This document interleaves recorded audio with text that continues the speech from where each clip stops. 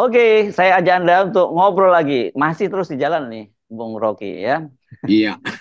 Nah, saya kadang ingin mengajak Anda untuk bicara ini soal sahabat Anda. Ini kelihatannya udah dipastikan Ibu Sri Mulyani itu tidak akan mengundurkan diri dari kabinet dan bertahan sampai akhir. Bahkan yang membuat saya sedikit terkejut itu adalah ketika Bu Sri Mulyani itu memberikan janji atau bahkan media-media menyebutnya memastikan bahwa dia akan mewariskan APBN yang sehat kepada pemerintahnya Pak Prabowo. Nah, ini kan dia sama aja dia berarti udah memastikan bahwa Prabowo jadi presiden. Yang kedua, menurut saya yang jauh lebih serius adalah gimana caranya ya Ibu Sri Mulyani memastikan bahwa APBN kita itu akan sehat yang diwariskan kepada Pak Prabowo. Sementara orang sekelas Pak Yusuf Kala saja sudah mengingatkan bahwa sekarang ini banyak sekali anggaran-anggaran yang mubazir, yang tidak yang enggak anggaran-anggaran yang apa ya, yang pokoknya kacau lah untuk hal-hal yang tidak penting digunakan itu. Dan kita tahu kan pasti yang dituding proyek-proyek infrastruktur yang mangkrak dan ibu kota baru yang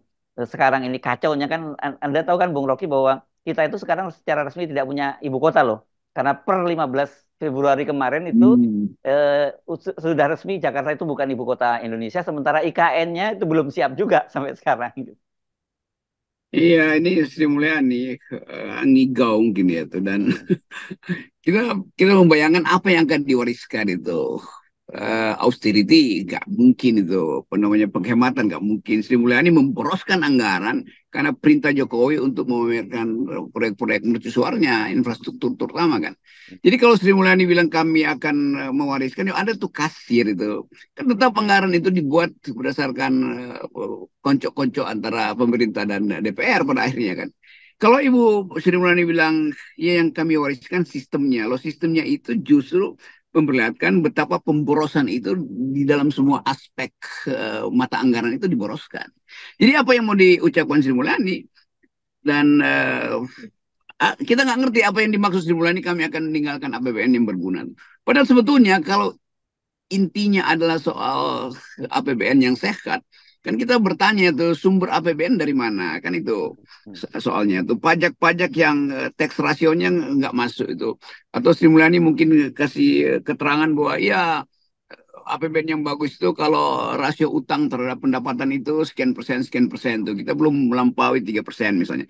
Kan semua itu angka yang dihasilkan justru oleh kebijakan Sri Mulyani yang tidak peka terhadap yang kita sebut kemasukakalan anggaran, kan itu dasarnya kan.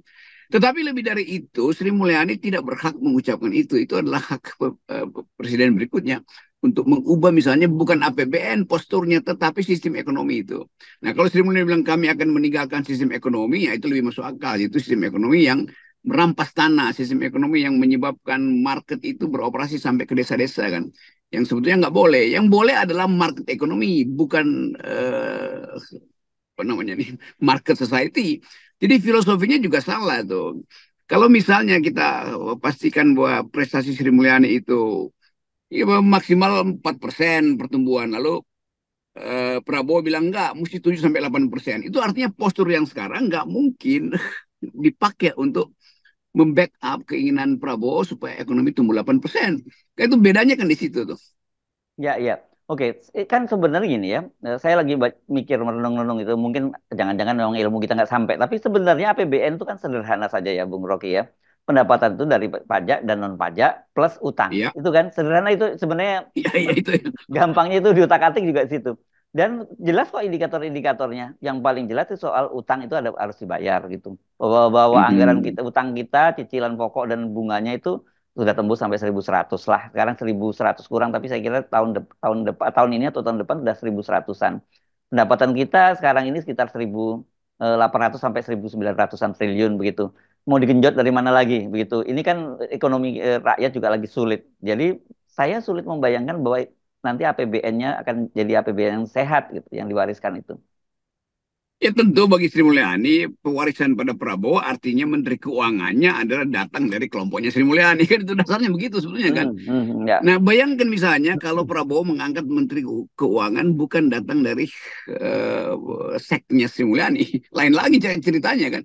Misalnya Prabowo menganggap koperasi harus diunggulkan karena sistem ekonomi kita itu terlalu berat pada korporasi. Itu berbeda postur anggarannya tuh. Jadi kita mungkin membayangkan bahwa udah ada deal, bahwa Menteri Keuangannya Prabowo nanti adalah juga kadernya Sri Mulyani. Kan itu jalan pikirannya begitu kira-kira tuh. Tapi tetap itu akan ada masalah karena perkembangan semester ke depan global ekonomi itu kan juga berubah-ubah kan. Dan kalau kita baca misalnya berita atau analisis di ekonomis terakhir itu Cina sebagai mitra dagang yang paling menguntungkan buat Indonesia mengalami krisis, terutama marketnya itu dililit oleh macam-macam problem financial.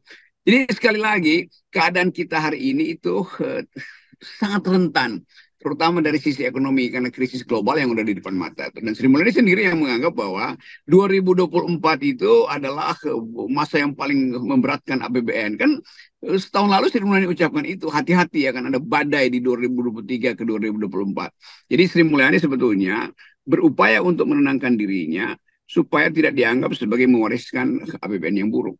Padahal kita tahu APBN itu menjadi buruk karena Sri Mulyani tidak bisa bekerja sebagai seorang ekonomis. Dia bekerja sebagai kasir yang disuruh-suruh oleh Jokowi doang. Ya, dan sebenarnya kan ini ya, kita juga sudah mengingatkan bolak-balik. Ini bukan hanya berlaku katakan kalau Pak Prabowo dan Gibran yang jadi presiden dan wakil presiden. Siapapun presiden yang akan datang itu, apalagi kalau kemudian masih meneruskan eh, gaya pemerintahan dan gaya obral pembangunan, obral infrastruktur seperti Pak Jokowi, pasti akan berat sekali begitu. Nah, tetapi kemudian ini kan kita bisa nganggap bahwa Sri Mulyani bisa dibilang ini memberi harapan palsu atau ngibul-ngibulin Prabowo lah biar seneng lah gitu kira-kira. Ya, padahal dari awal tuh persaingan antara Sri Mulyani dan Prabowo itu jelas dalam soal Jelas ya. anggaran pertahanan kan. Betul, betul. Jadi kita mungkin lihat sekarang bahwa Sri Mulyani berupaya untuk memberi sinyal bahwa ekonomi hanya bisa tumbuh lagi atau bisa masuk akal kalau sistem ekonomi itu tidak berubah tuh. Dan yang paling penting adalah misi-misi Sri Mulyani yang terkait dengan kepentingan ekonomi global itu diteruskan oleh penggantinya. Kan itu pesan pada Pak Prabowo sebetulnya. Jadi kira-kira Sri Mulyani mau bilang, Pak Prabowo kalau jadi presiden, Menteri Keuangan adalah datang dari kader saya. Ya bagus juga sebetulnya. Hmm. Tetapi nggak usah terlalu jauh mengucapkan bahwa akan mewariskan APBN yang bersih itu, APBN yang sound, yang bermutu kira-kira. Dan itu yang memungkinkan kita menduga bahwa oke, Sri Mulyani sudah diperintahkan mungkin oleh atau jangan kata diperintahkan, udah ada nego dengan Bank Dunia dengan financial market supaya sodorkan nama pada Prabowo, yaitu orang yang dipercaya oleh global market. Kan cuma itu keterangannya tuh. Ya, ya, ya, ya. Ya, saya kira kan dari Sri Mulyani sejak jauh-jauh hari sudah memberikan sinyal bahwa dia tidak akan bergabung dengan pemerintahnya Jokowi, dengan pemerintahan Prabowo, dan saya kira pasti itu tidak akan terjadi karena kalau kita lihat kan mazhab mereka dalam soal masalah pengelolaan anggaran kan berbeda sekali ya, Bung Rocky, ribut-ribut soal Ya, anggaran Departemen Pertahanan dan sebagainya begitu.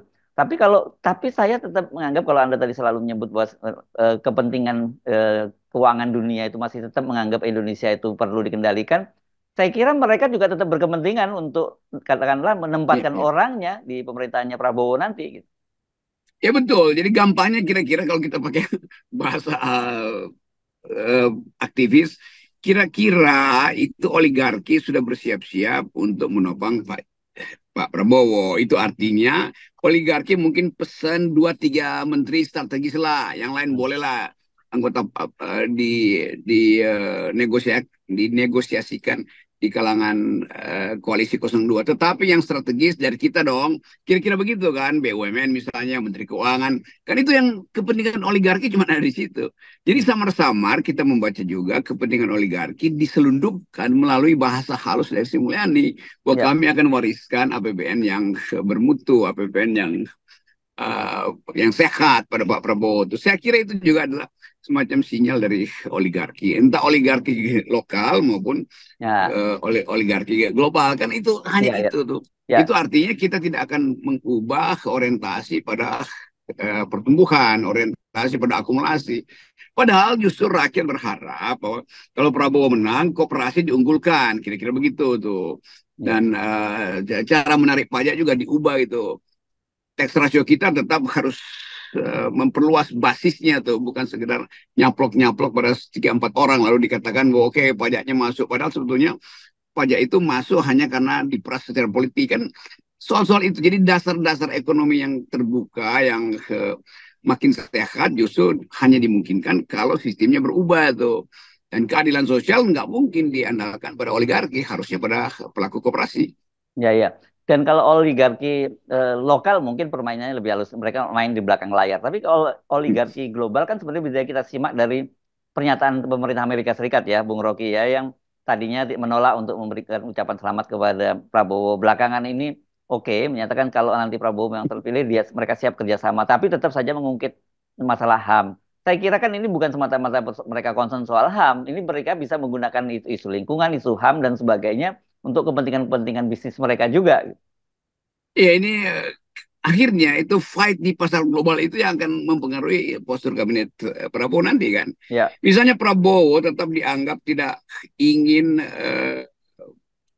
apa namanya ekonomi itu terlalu dikendalikan oleh kepentingan pasar dunia tuh. Mesti Hmm. ada proteksi pada produk dalam negeri dan sistem dalam negeri. Dalam soal hilirisasi misalnya, tetap Prabowo tidak ingin menerima desakan dari global market supaya bahan mentah pun boleh diekspor tuh demi prinsip-prinsip WTO perdagangan bebas. Jadi kelihatannya tekanan global itu justru mendorong Sri Mulyani untuk mencari cara supaya sistem yang ada sekarang itu tidak menyebabkan kepungan pasar nanti kan atau tekanan pasar yang berlebih pada Indonesia. Itu masuk akal juga. Namun kita mesti lihat bahwa timnya Prabowo itu bisa berbeda sebetulnya dari sikap yang hendak diusulkan oleh Sri Mulyani. Jadi ini sebetulnya sinyal bahwa nego di dalam kabinet baru Pak Prabowo itu terutama soal kedudukan Menteri Keuangan atau mazhab Menteri Keuangan. Mhm. Ya, ya, ya. Itu sebenarnya yang bisa kita baca ya. Kalau jaminan-jaminan bahwa jaminan bahwa APBN sehat dan sebagainya, siapapun Menteri Keuangannya nggak bisa menjamin ya, karena pemerintahan Iya, sebelumnya itu juga sangat ugal-ugalan gitu ya. iya itu jadi betul itu analisis kita adalah soal ini soal ideologi dari Menteri Hmm. Keuangan itu.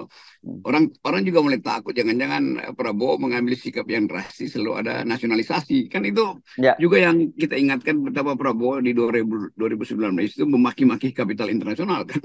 Jadi Mhm. sekali lagi poin-poin ini yang kita baca akhirnya politik Indonesia yaitu khususnya pembentukan kabinet tidak akan pernah steril dari intervensi global financial market. Oke, baik. Terima kasih. Bung Rocky, silakan lanjutkan perjalanan. Ya, Thank you. salam akal sehat, salam Ya, APBN sehat. salam APBN sehat.